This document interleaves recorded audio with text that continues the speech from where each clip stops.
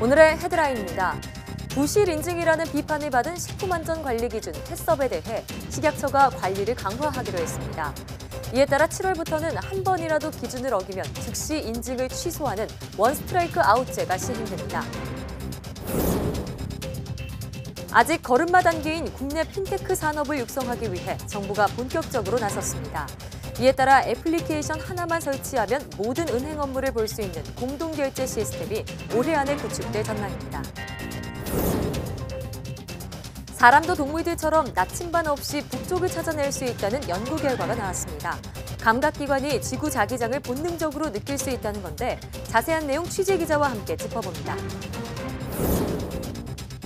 대표적인 여성 질환으로 꼽히는 난소무혹, 저절로 없어지는 경우도 있지만 반드시 수술이 필요한 종양도 있는데요. 소리 없이 찾아오는 난소무혹의 진단과 치료법을 내 몸 보고서에서 알아봅니다.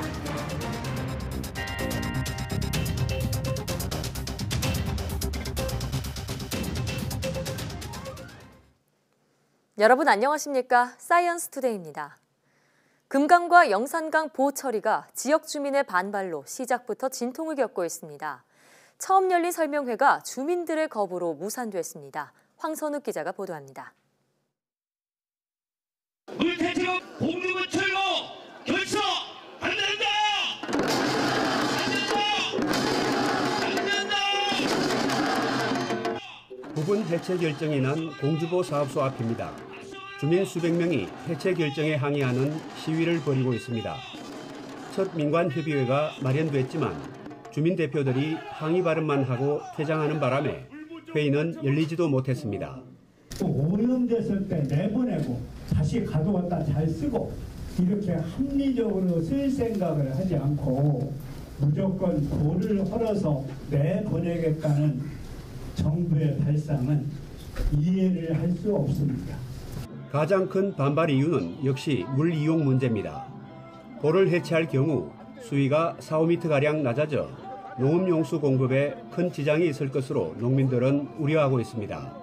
이 강 주변이 수위가 깊어짐으로써 다 지하수 문제가 좌우되고 있는 겁니다. 내가 건설과에다 얘기했습니다. 지하수 문제 조사 새로 하십시오. 지금은 수문이 닫혀 있지만 하류에 있는 백제보를 상시 개방할 경우 농업용수 부족은 더 심각해질 것으로 보고 있습니다. 환경부는 주민들의 우려를 최대한 반영한 보완 대책을 보처리 이전에 마련하겠다는 입장입니다. 교통에 대한 우려 그리고 주민들의 농업용수에 대한 우려가 해결되지 않고서는 어떤 조치를 하기 어렵다라는. 여기에 물관리 기본계획 용역 결과가 내년에 나오는 점 등을 감안하면 실제 보 해체는 올해 안에 어려울 것이라는 전망도 나오고 있습니다. 또 지역 의견 수렴 과정에서 정부가 제시한 처리 방안이 일부 수정될 가능성도 제기되고 있습니다. YTN 황순욱입니다. 식품의약품안전처가 부실 인증 비판에 놓인 식품안전관리기준 해썹에 대해 관리 감독을 강화하기로 했습니다. 이를 위해 오는 7월부터는 해썹 인증을 받은 업체가 기본 원칙을 한 번이라도 위반하면 즉시 인증을 취소하는 이른바 원스트라이크 아웃제가 시행됩니다. 또 6월부터는 미흡 판정을 받은 해썹 항목을 다음 해에 개선하지 않을 경우 해당 항목에 대해 가중해서 감점 처리하는 등 평가도 엄격하게 이뤄집니다. 식약처는 해썹 업체에 대한 효율적인 관리를 위해 오는 10월부터는 사물 인터넷 기술을 접목하고 200여 업체를 대상으로 해썹 기준 이행 점검 시스템을 시범적으로 운영할 계획입니다. 가열하지 않고 섭취하는 채소류는 씻어서 바로 먹거나 반드시 냉장 보관해야 합니다. 식품의약품안전처는 채소류를 세척하고 실온에서 12시간 이상 보관할 경우 세균이 증식할 수 있는 환경이 조성돼 식중독 발생 위험이 커지는 것으로 확인됐다고 밝혔습니다. 식약처가 식중독균 유전체 연구사업단에 맡겨 연구한 결과 부추를 씻어 실온에서 12시간 보관했을 때 식중독균인 병원성 대장균 수가 평균 2.7배, 케일의 경우 유해균인 폐렴 간균이 평균 7배 증가한 것으로 나타났습니다. 식약처는 식중독을 예방하기 위해 채소를 10배 희석한 식초에 5분간 충분히 담근 뒤 3회 이상 세척하거나 세척 뒤 반드시 냉장 보관해야 한다고 권고했습니다. 새 생명이 탄생하는 과정을 보면 수억 대 1의 경쟁을 뚫고 가장 먼저 난자에 도착한 정자만이 수정에 성공하는데요. 여성의 신체가 건강한 아기를 만들기 위해 운동량이 적은 정자를 차단한다는 사실이 과학적으로 밝혀졌습니다. 최소라 기자입니다. 정자가 난자를 만나러 가는 과정은 험난합니다. 병목 모양의 좁은 통로, 자궁목을 통과해야 하기 때문입니다. 미 코넬대 연구진이 실제 여성 생식기처럼 구조물을 만들고 정자를 주입해 움직임을 관찰했습니다. 그랬더니 힘차게 헤엄치던 정자만 통과하고 힘이 약하면 맥없이 휩쓸려 내려옵니다.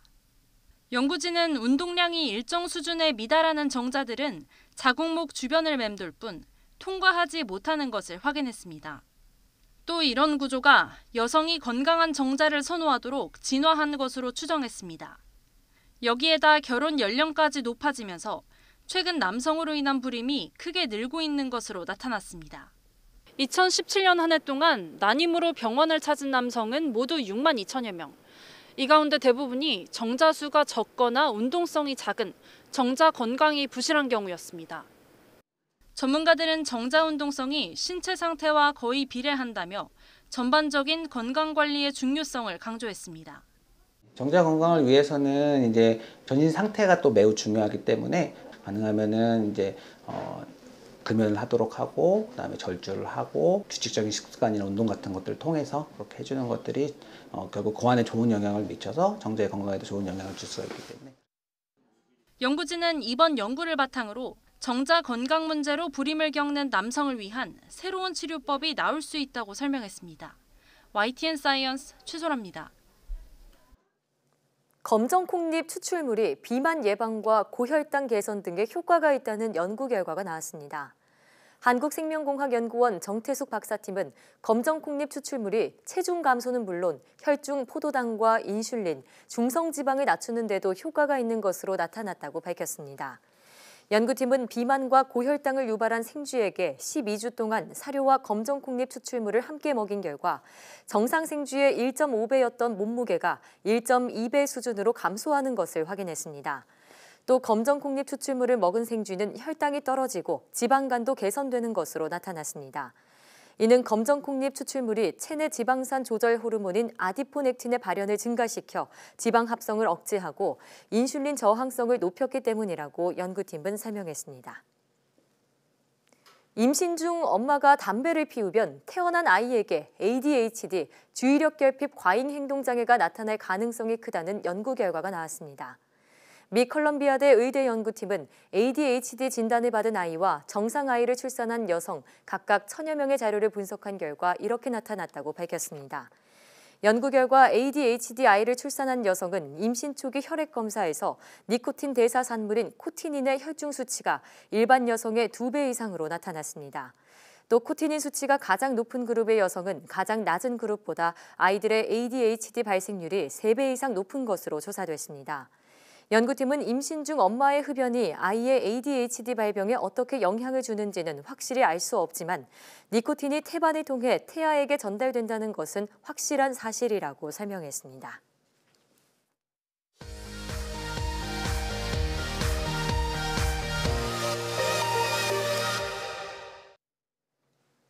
화제의 뉴스를 골라 과학 기자의 시선으로 분석하는 과학 본색 시간입니다. 스튜디오에 최소라 기자 나와 있습니다. 어서 오세요. 안녕하세요. 네, 오늘은 어떤 소식으로 출발해 볼까요? 네, 황보혜경 앵커 혹시 요즘 예능 같은 거 많이 보시나요? 네, 예능 즐겨보죠. 네. 얼마 전에 이 공중파의 한 예능 프로그램에서 예. 재미있는 초능력이 등장을 했는데요. 바로 개그맨 박수홍 씨의 어머니인 지인숙 여사가 어딜 가도 동서남북을 알아볼 수 있다고 밝힌 겁니다. 네. 네, 지 여사는 차를 타고 갈 때도 혹은 실내에 있을 때도 동서남북을 알 수 있다면서 이것을 자신이 어떻게 아는지는 모르겠다 이렇게 말을 했습니다. 예. 굉장히 뛰어난 방향 감각이죠. 네. 주변에서는 돗자리 깔라는 말을 듣는다면서 꿈도 잘 꾼다고 했는데요. 네. 이 놀라운 방향 감각을 과학적으로 좀 설명을 해보겠습니다.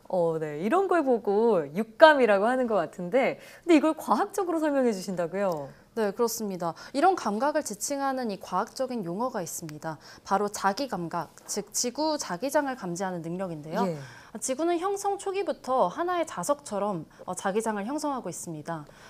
대략 북쪽이 S극 그리고 남쪽이 N극입니다. 예. 그래서 나침반을 보면은 항상 N극이 북쪽을 가리키고 있죠. 네. S극에 끌리기 때문인데요. 나침반에 이런 자석 외에도 이런 NS극을 감지하는 생물들이 있습니다. 예. 철새나 아니면 바다거북, 연어들이 계절에 따라서 이동할 때 이 자기 감각을 이용해서 방향을 찾는다고 하고요. 꿀벌이나 파리 또는 개미가 자신의 위치와 방향을 파악하는 데도 자기 감각을 활용합니다. 네.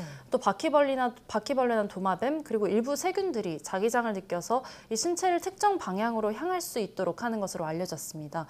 또 식물에서는 지구자기장이 애기장 때나 일부 콩과 식물의 발화를 촉진하기도 하고요.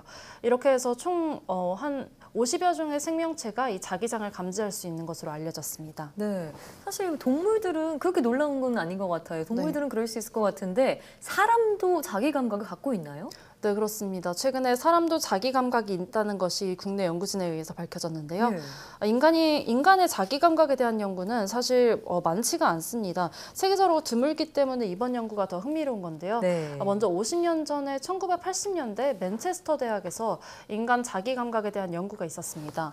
이 안대를 한 대학생들이 50km 떨어진 그 버스 여행을 한 다음에 이 학교의 방향을 가리키도록 했는데요. 네. 연구진은 이 실험의 결과로 인간의 자기 감각 능력을 주장했습니다. 네. 하지만 다시 실험을 수행했을 때는 인간의 자기 감각 입증이 실패했는데요. 같은 실험을 재현되지 않아서 이게 실패한 실험이라고 평가를 받습니다. 그렇군요. 그런데 지난 24일에 발표된 연구 결과를 보면요. 인간에게도 자기 감각이 있다는 사실이 드러났는데요. 오, 네. 50년 전 실험에서는 이 자기 감각 입증이 실패했는데 이번에 나온 결과에서는 그럼 성공을 한 건가요? 네, 그렇습니다. 예. 네, 연구진의 그 실험을 살펴보면요. 먼저 연구팀은 20살에서 20세에서 33세 사이에 이 남녀 각각 20명을 대상으로 실험했습니다. 총 이렇게 40명을 정상적으로 식사를 하도록 하고 북쪽을 찾아보기도 했고요. 네. 같은 사람 40명을 다음에는 18시간 금식을 하도록 한 후에 똑같은 실험을 진행했는데요. 예. 사람들은 지금 보시는 것처럼 회전 의자에 앉아서 이 자기가 생각하는 북쪽을 찾는 실험을 각각 20회씩 실시했습니다. 회전 의자에 앉아서 돌다가 북쪽이라고 생각되는 지점에서 멈추도록 한 건데요.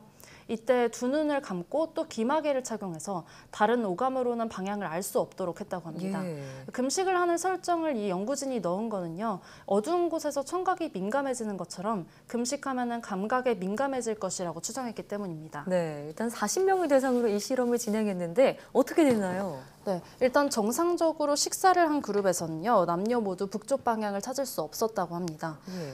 금식한 경우에는 좀 달랐는데요. 남성의 경우는 금식한 경우 초콜릿 과자를 먹고서 그 이후에 방향을 잘 찾았다고 합니다. 그래요? 금식 후에 초콜릿 과자를 먹으면 혈당이 상승하거든요. 이때 자기 감각이 극대화됐다는 겁니다. 예. 그런데 신기하게도 금식한 여자들은 초콜릿 과자를 먹었을 때와 먹지 않았을 때 똑같이 북쪽을 찾을 수 없었다고 합니다. 네, 저도 좀 방향치이긴 한데 왜 이런 결과가 나온 걸까요? 네, 정확한 이유는 더 연구가 필요하다고 하는데요. 네. 연구진은 두 가지를 추정하고 있습니다. 일단 한 가지는 남자와 여자의 혈당의 변화가 차이가 있었다고 하는데요. 피실험자는 금식 후에 이 실험이 시작되면은 혈당이 떨어졌다가 초코 과자를 먹으면 혈당이 바로 올라갔다고 하는데요. 예. 이때 방향을 잘 찾았던 거고요. 여성의 경우는 실험을 시작하자마자 혈당이 올라갔다고 합니다. 아, 그래요? 네, 금식 중인데도요. 네. 네, 이런 이유로 이제 남녀의 차이가 있었다고 연구진이 추정하고 있는데요. 네, 또 다른 이제 연구진의 추정 한번 들어보시겠습니다. 예. 진화적 관점에서 보면은 그 역할 분담을 좀 했거든요. 남자들은 그 수렵 생활 많이 하고 뭐 먹이 찾는다 이런 걸 많이 했고, 이제 여자들은 전통적으로 보면은 남자에 비해서는 이제 그런 활동이 적었으니까 그 남자가 아마도 그 방향을 찾는 감각이 좀 더 발달해 있지 않겠나. 네, 또 한 가지 특이한 점은요. 네. 실험 참가자들이 안대를 썼을 때 빛을 이제 못 보게 되거나 아니면 파란색 빛이 제거되는 특수 안경을 썼을 때 또 자기장의 북쪽을 찾지 못했다고 합니다. 그래요? 그러면 눈이 자기 감각과 관련된 그런 기관일 수도 있다 이런 얘기인가요? 네, 연구진은 그렇게 추정을 하고 있습니다. 네. 그러고서 후속 연구를 진행하고 있는데요. 구체적으로는 이 눈에 있는 크립토크론 단백질이라는 것이 인간의 자기감각 수용체일 가능성을 제시했습니다. 예. 이 단백질은 이 눈의 망막에 발현되는 단백질로서 파란색 빛을 흡수해서 나침반의 특성을 나타내는 것으로 알려졌습니다. 네, 정말 인간에게도 육감이 있을지 후속 연구 계속해서 기대해 보겠습니다. 다음 소식으로 넘어가 볼까요? 네, 다음 소식으로는 암에 대한 연구를 준비했는데요. 암은 무엇보다 조기 검진이 중요한 질병이죠. 네. 하지만 매번 건강검진을 받는다고 해도 암이 이 검진과 검진 사이에 발생해서 진행돼 버리는 경우들이 좀 있는데요. 때문에 유전자 검사를 받으면 암이 발생하기 이전에 암 유전자 여부를 알 수 있습니다. 지난 2013년에 미국 영화 배우 안젤리나 졸리가 양쪽 유방을 절제했던 이유도 이 때문이었죠. 네. 졸리의 어머니와 외할머니가 각각 유방암과 난소암으로 사망했다고 하는데요. 졸리가 유전자 검사를 받은 결과 이 유방암을 억제하는 유전자 브라카1이라고 하는데요. 여기서 돌연변이를 발견한 겁니다. 그래서 이 브라카 유전자의 변이가 발생한 경우에는 이제 그렇지 않은 사람들보다 유방암 발병률이 10배 이상 높다고 하거든요. 그래서 이제 예방적인 차원에서 졸리가 양쪽 유방을 절제한 겁니다. 졸리는 이 수술 후에 유방암이 걸릴 확률이 87%에서 무려 5%로 줄어들었다고 합니다. 전 사실 그 뉴스를 보고 좀 놀라긴 했었는데 그 확률 얘기를 들으니까 잘한 선택인 것 같다는 생각도 들어요. 근데 그럼 유전자 검사를 다들 받아야 하는 걸까요? 아무래도 비용이 좀 꽤 나갈 것 같은데요. 네, 그렇습니다. 비용적인 문제도 있고요. 시간도 오래 걸리기 때문에 유전자 검사가 대중화돼 있지는 않은데요. 유전자 요인이 강할 경우, 즉 졸리의 경우처럼 이런 어머니와 외할머니 이렇게 암이 다 발생했을 경우만 유전자 검사를 받도록 병원에서도 권유한다고 합니다. 그렇군요. 그러면 앞으로 어떻게 유전자를 검사해낸다는 거죠? 그래서 더 쉽고 정확한 유전자 검사에 대한 이 수요가 높기 때문에 연구가 활발한데요. 국내 연구진이 최근에 암 유전자를 2분 만에 조기 진단하는 검사를 개발했습니다. 2분 만에 암 유전자를 검사한다고요? 예, 그게 그렇습니다. 가능한 건가요? 네, 바로 연구진은 금입자를 활용했는데요. 연구진은 매우 작은 금입자에 암 유전자와 상보적인, 즉 암 유전자의 자석처럼 딱 붙는 유전자 조각을 결합해서 암 진단 툴을 만들었다고 합니다. 이것을 환자의 유전자 샘플에 뿌렸더니 이 정상적인 유전자의 경우 딱 달라붙었고요. 그런데 암 유전자에 돌연변이가 생긴, 즉 암 발생 확률이 높은 환자의 경우 그 유전자에 뮤트 S라는 단백질이 붙어 있거든요. 이 단백질은 돌연변이를 사실 고치려고 달라붙은 단백질인데요. 이 단백질 때문에 이 개발한 금입자가 잘 달라붙지 않았다고 합니다. 네, 금입자는 빛을 반사하거든요. 그래서 연구진이 빛을 쏘아준 다음에 유전자의 이 금입자가 얼마나 달라붙었는지 또 떨어진 곳은 어디인지 살펴봤더니 이번 유방암 실험에서는 거의 정확히 돌연변이를 잡아냈다고 합니다. 네, 그러니까 이 금입자가 붙었나 안 붙었나만 보면 되니까 기존 유전자 검사보다 훨씬 더 빠르게 검사를 해낼 수 있었던 거군요. 네, 그렇습니다. 네, 또 다른 장점이 있다면요? 네, 이렇게 간단해 보이는 방법으로 이 돌연변이의 유무만 발견해 볼 수 있는 것도 아니라 돌연변이의 종류도 알아낼 수 있다고 하는데요. 종류까지요? 네, 연구진이 이번에 개발한 진단법으로 실험한 암인 유방암이었거든요. 앞서 안젤리나 졸리도 돌연변이를 갖고 있었다고 말씀드린 이 브라카 유전자에 대해서 실험을 한 겁니다. 유방암의 종류는 크게 나눠서 8가지라고 하는데요. 연구 결과 돌연변이의 종류가 달라지면 아까 말씀드린 뮤트 S라는 단백질의 결합 속도도 달라졌다고 합니다. 이런 원리로 연구진이 금입자의 결합 속도를 측정했더니 유방암의 종류 8가지를 구분할 수 있었다고 하는데요. 네, 종류까지 알아낼 수 있다고 하니까 정말 여러 가지 장점이 있는 것 같은데 앞서 기존 유전자 검사는 비용적인 그런 문제가 있었잖아요. 이 유전자 검사 또한 금입자를 사용하기 때문에 좀 비싸지 않을까 싶은데 어떤가요? 다행히 그렇지는 않다고 합니다. 이 검사에서 쓰이는 금입자는 나노 입자거든요. 나노 금입자는 수백만 개도 거의 1,000원대 수준이라고 하고요. 만약 이 기술이 상용화가 된다면 가격도 장점으로 작용할 것으로 보입니다. 빠르고 또 간편하고 가격까지 저렴하다고 하니까 빨리 상용화가 돼서 암 유전자 진단의 좀 대중화에 기여했으면 하는 바람입니다. 오늘 말씀 잘 들었습니다.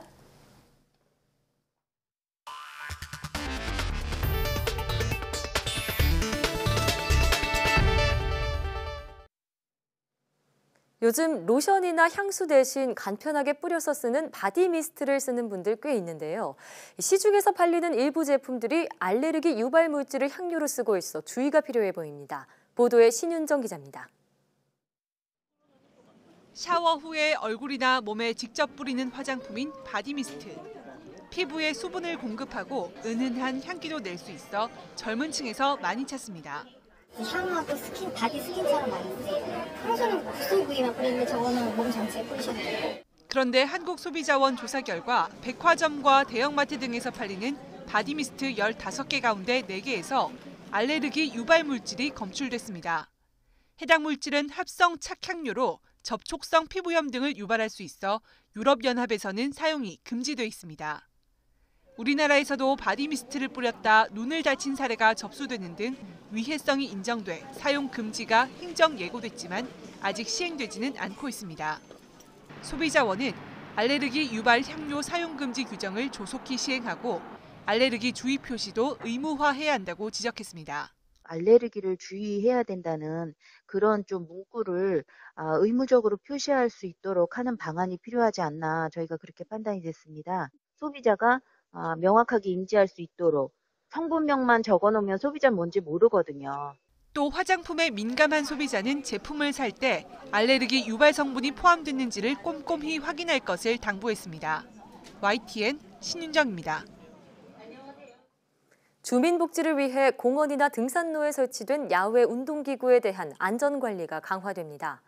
산업통상자원부 국가기술표준원은 야외 운동기구를 안전확인 대상으로 지정하고 제품 안전기준을 마련할 예정이라고 밝혔습니다. 야외 운동기구는 햇빛과 눈, 비 등 외부 환경에 노출돼 쉽게 노후화하고 신체 일부가 기구에 끼이는 안전사고가 잇따랐습니다. 이에 따라 기구 재료와 표면 처리, 신체 끼임 방지 구조 등을 중심으로 기준이 만들어집니다.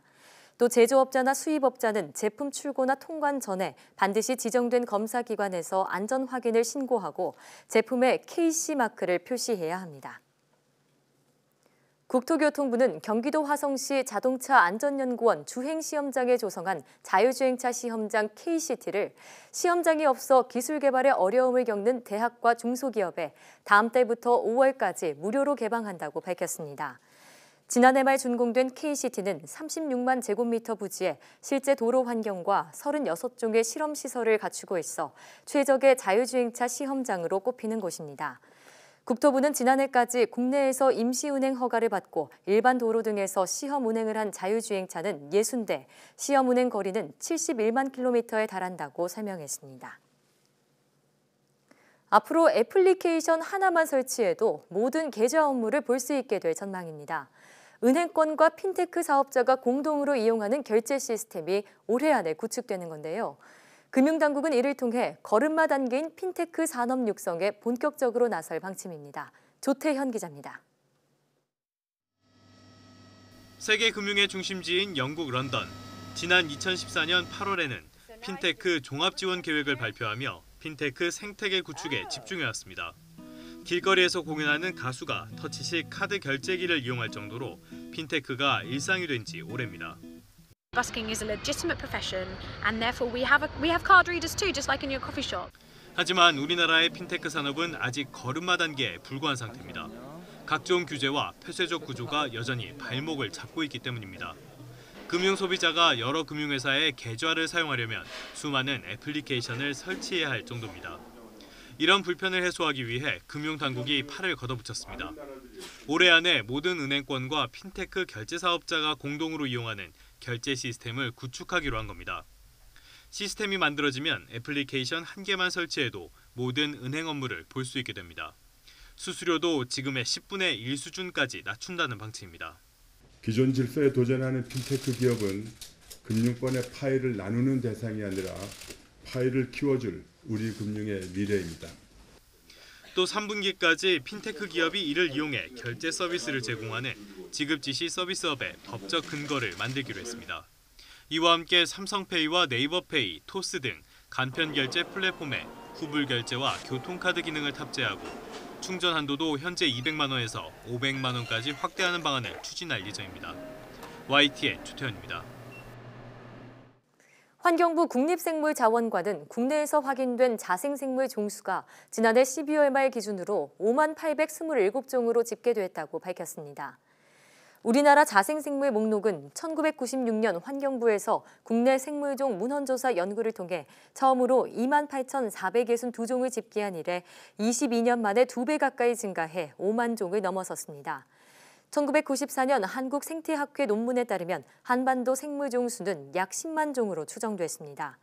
최신 국가생물종 목록은 국가생물 다양성 정보 공유 체계와 한반도의 생물 다양성 누리집에서 파일 형태로 내려받을 수 있습니다. 미 항공우주국 나사 연구원들이 남극 브런트 빙붕에서 뉴욕시 2배 크기의 거대 빙하가 분리될 수 있다고 우려했습니다. 연구원들은 지난 2016년 브런트 빙붕에서 동쪽으로 갈라지는 틈을 처음 발견한 뒤 분리 현상이 계속 나타나고 있으며 매년 2.5마일씩 북쪽으로 이어지는 또 다른 금을 발견했다고 밝혔습니다.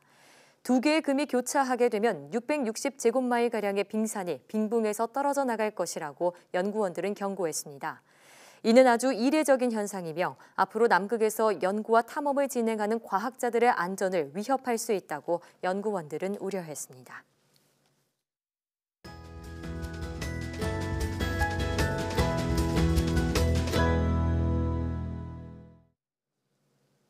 난소무혹은 소리 없이 찾아오는 대표적인 여성 질환인데요. 난소의 활동 과정에서 생기는 단순한 무혹도 있지만 적극적인 치료가 필요한 무혹도 있다고 합니다. 오늘 내 몸 보고서에서는 난소무혹에 대한 모든 것에 대해 알아보겠습니다. 한양대학교 병원 산부인과 배재만 교수와 함께합니다. 어서 오세요. 네, 안녕하세요. 네, 반갑습니다. 자, 여성 질환은 증상이 없어서 발견하기가 참 어렵다 이렇게 알려져 있는데요. 특히 이 난소무혹 젊은 여성층에게서 흔하게 발생한다고 알려져 있습니다. 네. 구체적으로 어떤 질환인지 설명해 주시죠. 난소 종양은 여러 가지 기준에 의해서 분류할 수가 있습니다. 대표적인 분류 방법이 양성 종양과 악성 종양으로 나누는 방법입니다. 난소무혹이라고 하는 것은 대개 양성과 악성 종양의 분류 방법에서 양성 종양을 얘기하는 경우가 많습니다. 예.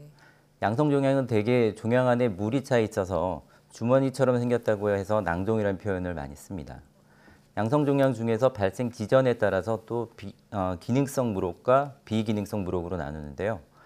기능성 무혹은 난소의 기능, 즉 난자를 배출하는 배란 기능과 관련되어 생기는 무혹을 얘기합니다. 예.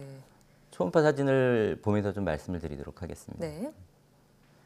대표적으로는 기능성 낭종 중에 난포무혹이 있고요. 황체무혹이 있습니다. 예. 난포무혹은 전체적으로 까맣고 동그랗게 생긴 무혹이 있고요. 반면에 황체무혹은 안쪽에 피가 차 있는 경우가 많아서 그 안에 그물처럼 생긴 음영이 보입니다. 아, 그러네요. 네. 기능성 무혹은 난소가 정상적으로 기능함으로 인해서 생긴 무혹이기 때문에 병이 아니라 정상적인 생리적인 과정으로 생각해도 됩니다. 예. 반면에 난소의 배란과 무관하게 생기는 종양이 비기능성 무혹이고 여기에는 자궁 내막종, 기형종, 상피세포 종양 등이 있습니다. 예. 자, 이 난소무혹은 주로 양성 종양을 의미한다고 말씀을 해주셨는데요. 네. 실제로 얼마나 자주 나타나고 있나요? 건강보험심사평가원에 따르면 난소 양성 종양으로 병원을 찾은 여성이 2012년에 18만 4천 명이었고요. 예. 2016년에는 20만 8천 명으로 4년 사이에 13% 정도가 늘었습니다. 예. 특히 환자 10명 중에 1명이 25세 미만으로 향후 결혼과 임신에 문제가 될 수 있는 나이여서 청소년기부터 주의 깊게 살피는 것이 중요하다고 하겠습니다. 네. 자, 그런데 아무리 양성이라고 해도 내 몸에 뭐 종양이 있다 이런 말을 들으면 무섭고 두렵기 마련인데요. 이 난소에 혹이 생기면 꼭 수술로 제거를 하는 게 좋은가요?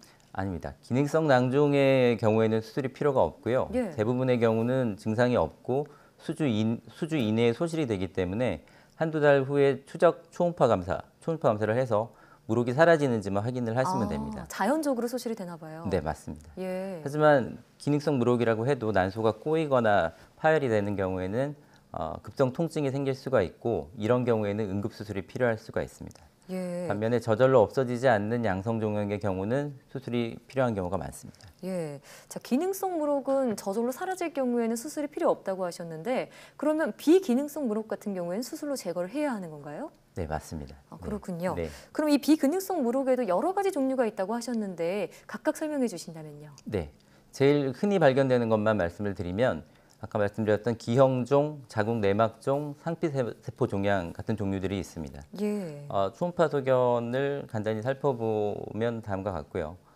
기형종은 중앙 내에 머리카락이나 피지, 연골 같은 것들이 들어있기 때문에 전체적으로는 불규칙해 보이는 음영을 보입니다. 대개는 10대나 20대에 가장 흔하게 나타나고요. 예. 자궁 내막종은 안에 초콜릿 같은 끈적끈적한 액체가 들어있는 종양입니다. 예. 그래서 초음파로는 전체적으로 간유리처럼 모양이 뿌옇게 보이는데요. 자궁 내막종은 대개 생리통과 골반통을 동반하는 경우가 많고 20, 30대 젊은 여성들에게 잘 생깁니다. 예. 그리고 상피세포 종양은 난소의 바깥쪽에 있는 상피세포라는 데서 생기는 종양이고 장액성, 점액성 같은 이름이 붙어있는 종양입니다. 예. 장액성과 점액성의 차이는 종양 안에 들어있는 물질에 따라 달라지는데요. 장액성은 물처럼 이루어진 종양이고 점액성은 끈적끈적한 액체로 이루어진 종양입니다. 왼쪽에 보이는 것이 장액성이고 오른쪽에 보이는 것이 점액성인데요. 상피세포 종양은 사진처럼 여러 방으로 나뉜 경우가 많은데 이런 경우는 반드시 악성 종양과 감별을 해야만 됩니다. 그렇군요. 자, 이 양성 종양 중에서도 비기능성 무록 같은 경우에는 수술로 제거를 하는 게 좋다고 하셨는데 네. 혹시 수술하지 않고 제거하지 않고 그냥 냅뒀을 경우에 네. 이게 악성으로 그렇게 변하게 되는 그런 경우도 생길 수 있나요? 그건 아닙니다. 아닌가요? 예. 예. 악성 종양 시간이 지난다고 해서 악성으로 변하지는 않습니다. 양성 종양은 처음부터 양성이고 악성 종양은 처음부터 악성인 거고요. 그렇군요. 두 종양의 가장 큰 차이는 전이와 재발 능력입니다. 양성 종양은 아무리 사이즈가 커도 다른 장기로 전이가 되거나 재발 위험이 적은 것에 비해서 암은 재발과 전이를 자주 하는 편이죠. 예. 난소 종양의 경우는 다른 암종과는 달리 조직 검사를 통해 미리 알 수가 없다는 문제가 있습니다. 위치가 복강 깊은 곳에 있어서이기도 하지만 조직 검사를 위해서 난소를 찌르게 되면 난소 종양세포가 복강 내로 흐르게 되고 그게 만약에 악성이었다고 한다면 암의 병기가 달라지게 됩니다. 예. 따라서 난소 종양의 조직 검사는 수술로 절제한 후에만 가능하고요. 네. 다시 말씀을 드리면 초음파나 CT 등의 영상 검사에서 암이 조금이라도 의심이 되는 모양이라면 수술을 하고 그 수술 후에 절제된 난소를 현미경으로 확인을 해야지만 악성과 양성을 구분할 수가 있습니다. 그렇군요. 네. 그리고 양성과 악성의 중간쯤 된다고 해서 경계성 종양이라는 것이 있는데요. 예. 재발과 전이 같은 암의 특징들을 다 가지고 있지만 예후가 매우 좋은 종양이어서 10년 생존율이 90% 이상으로 알려져 있습니다. 네, 이 난소 종양은 조기에 진단하는 것도 검진하는 것도 힘들다고 하셨는데 네. 제 주변에도 최근에 검사를 우연히 했다가 발견한 분이 계세요. 네. 근데 대체 왜 생기는지 그 원인이 무엇인지 이 사람마다 체질 따라 뭐 잘 발생하는 경우가 있는 건지 궁금하거든요. 종양의 종류별로 차이가 있긴 하지만 예. 명확한 원인이라고 할 만한 것은 사실은 없고요. 네. 다만 자궁 내막종이나 난소암과 같은 여성 호르몬과 관계 있는 종양의 경우에는 생리에 많이 노출된 경우에 발병 확률이 더 높습니다. 예를 들면 초경이 빠르고 폐경이 늦고 출산 경험이 없는 경우 등에 해당이 되겠습니다. 네, 자 이런 난소 무록이 호르몬과 연관이 있다고 하셨는데 네. 제 5년 정도 호르몬 약을 먹으면 난소암 발병률이 50% 정도 감소한다 이런 얘기가 있습니다. 네, 맞습니다. 맞는 말인가요? 네, 맞습니다. 그래요. 예, 호르몬과 관련된 종양인 자궁 내막종과 난소암에 대해서만 말씀을 드리면 자궁 내막종의 경우는 생리통 등의 증상 완화를 위해서 쓰이기도 하고요. 예. 자궁 내막증의 예방 목적으로도 쓰입니다. 네. 그 난소암의 경우에는 난소암을 예방하기 위해서 난소가 반복적으로 파열과 복구가 되는 과정에 해당하는 것이 배란인데요. 그 배란 횟수를 줄이는 게 중요합니다. 예. 그 대표적인 방법이 출산과 모유 수유고요. 한 자녀를 출산을 하면 난소암의 발생 위험이 30에서 40% 정도 감소하는 것으로 알려져 있습니다. 그렇군요. 그런데 만약에 임신한 상태에서 난소 무록이 발견됐다면 어떻게 해야 하나요? 임신 후에 발견된 난소 무록은 예. 악성, 암이 의심되지만 않는다고 하면은 출산 후까지 미루는 것이 원칙이고요. 예. 만약 난소암이 의심이 된다라고 하면 임신 중이더라도 반드시 수술을 해서 난소암인지 아닌지 확인을 해야 합니다. 그렇군요. 수술하는 방법도 정말 다양할 것 같은데 수술법은 어떻게 되나요? 요즘은 대부분의 경우에 복강경 수술이나 아니면 로봇 수술로 시행을 하고 있고요. 예. 난소암이라고 해도 초기인 경우에는 복강경 수술로 수술이 가능합니다. 워낙에 수술이 원칙이긴 하지만 최근에는 경화술을 시행하는 경우도 있는데요. 경화술이라는 것은 특수 바늘을 이용을 해서 무록 안에 있는 물질을 빨아들이고 무록의 벽까지 경화질을 사용해서 괴사시킨 다음에 혹을 재발하는 확률을 낮추는 방법인데요. 네. 이전에 수술을 많이 받아서 심한 유착이 의심이 되는 경우거나 난소의 잔존 기능이 많이 떨어져 있을 걸로 예상되는 경우에는 예외적으로 시행할 수가 있습니다. 예. 그렇지만 전제 조건은 반드시 난소암의 가능성이 없는 경우에만 시행해야 됩니다. 그렇군요. 이 난소는 여성에게 정말 중요한 기관인 만큼 정기적인 검진은 필수겠습니다. 네, 맞습니다. 네, 지금까지 한양대학교 병원 산부인과 배재만 교수와 함께했습니다. 오늘 말씀 고맙습니다. 네, 감사합니다.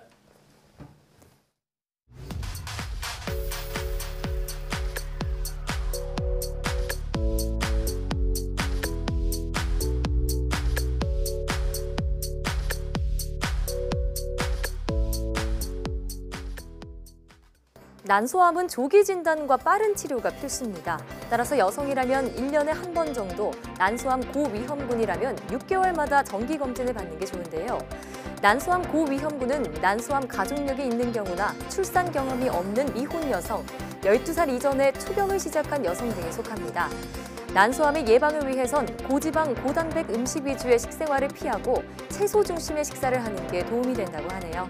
사이언스 투데이 오늘 저희가 준비한 소식은 여기까지입니다. 함께해 주신 여러분 고맙습니다.